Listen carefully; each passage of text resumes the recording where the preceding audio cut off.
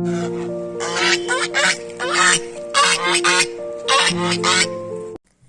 Everyone. और ये रहा मेरा मॉर्निंग का रूटीन। सुबह उठते केला, दूध और ब्रेड। इन्होंने सुबह उठ के कपड़े सारे धो दिए मशीन में डाल के। मेरा वो नारियल पानी रखे हैं अभी, उसमें भी 4 रखे हैं आज। एक इन्होंने मुझे पिला दिया सुबह पानी उसको निकाल के। और कितने अच्छे ना कपड़े सारे धो दिए और बर्तन भी धो दिए जो मैंने रात को छोड़े थे इस हाथ की वजह से।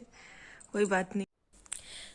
था ये मेरा मॉर्निंग का रूटीन। मैंने आप लोगों को इससे पहले जो जिसने वीडियो देखी होगी उसमें मैं बता रही थी कि मेरे हाथ की वजह से थोड़ा मुझे लेट हो जा रहा है, तो फिर मैंने यहाँ दिखाया क्योंकि मैं रात को पट्टी बांध के ऐसे गर्म वाली सोती हूँ। और यहाँ आप सोच रहे हो क्या कर रही हूँ, बहुत बिजी लग रही हूँ, लेकिन यहाँ पे मैं अपनी पढ़ाई के लिए चार्ट तो नहीं, एक चेक शीट जैसा बना रही हूँ कि मुझे कौन कौन सी बुक्स पढ़नी है और कब तक मुझे ख़त्म करना है। एक चेक शीट जैसी बना रही हूँ, अभी आपको दिखाऊंगी आगे।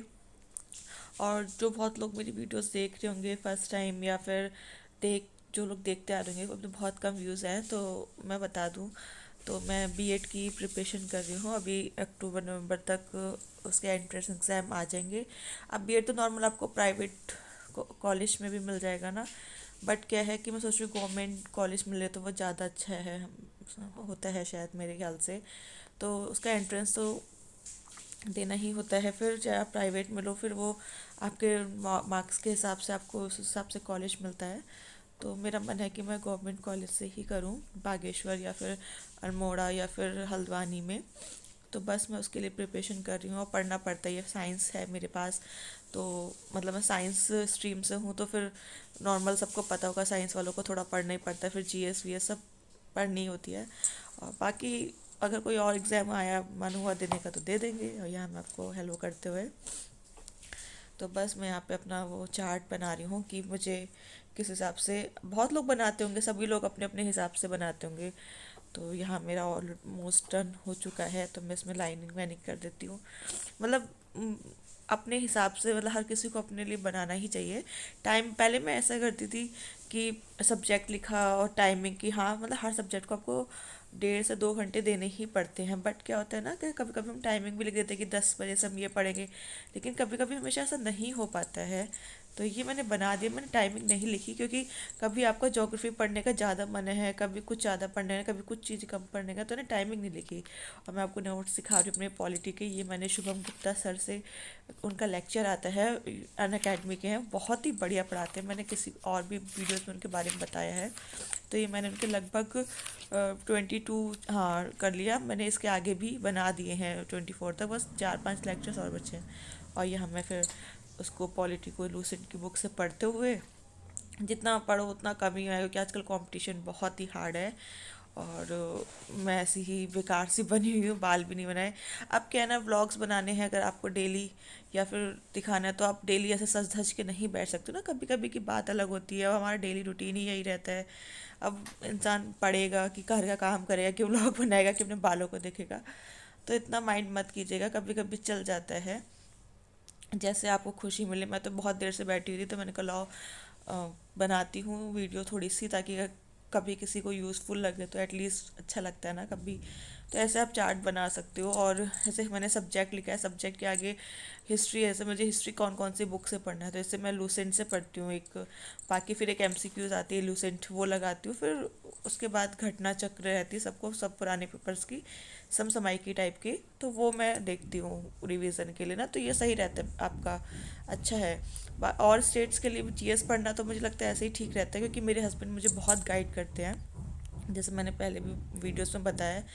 तो उन्हीं की गाइडेंस में चल रही हूँ, तो फिर कर भी पा रही हूँ, नहीं तो फिर ऐसे ही रह जाता है। ये देखो मैं कितना पढ़ रही हूँ, बाप रे मेरे हस्बैंड नहीं है तो मैं ऐसी वीडियोस भी डालती हूँ क्या, पढ़ाई की भी डांटेंगे वो, लेकिन पढ़ाई की कुछ नहीं, लेकिन ये कि आज ही बता रही हूँ कि ऐसा है, अगर किसी को कभी बेनिफिट होगा तो अच्छा ही लगता है।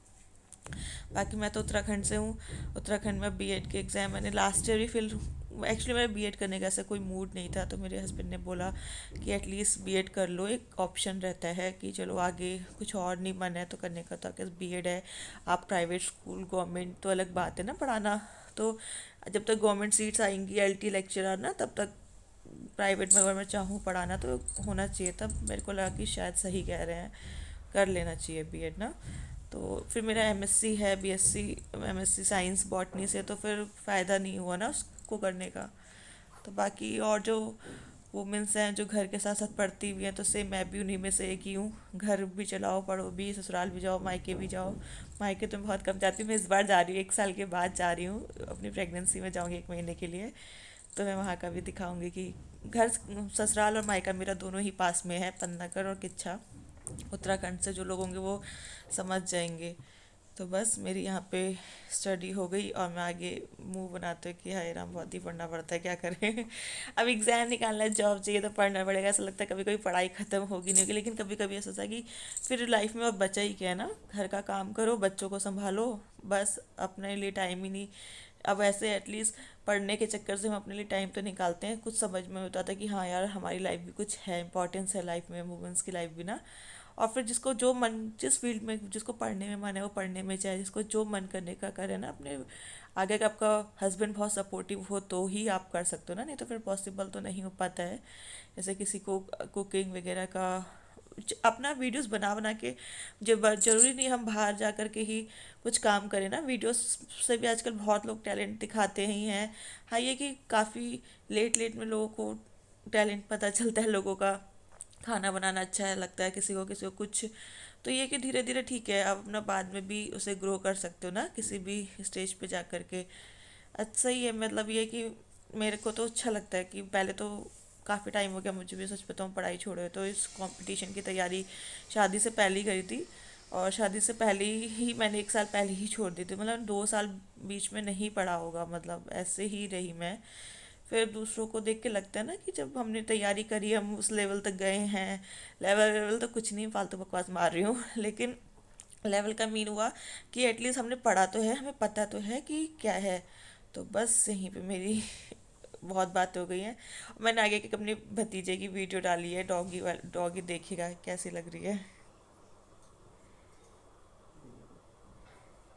एक्चुअली ये मेरे भैया भाभी का तू बेटा भी हाथ जयपुर रखे। रहता है, तो ये मुझे वीडियो बहुत अच्छी लगी थी, तो मैं सोची थी आप लोगों के साथ शेयर करूं, और इसी के साथ मेरी वीडियो होती है एंड। अगर आपको अच्छी लगी वीडियो तो लाइक, सब्सक्राइब और शेयर।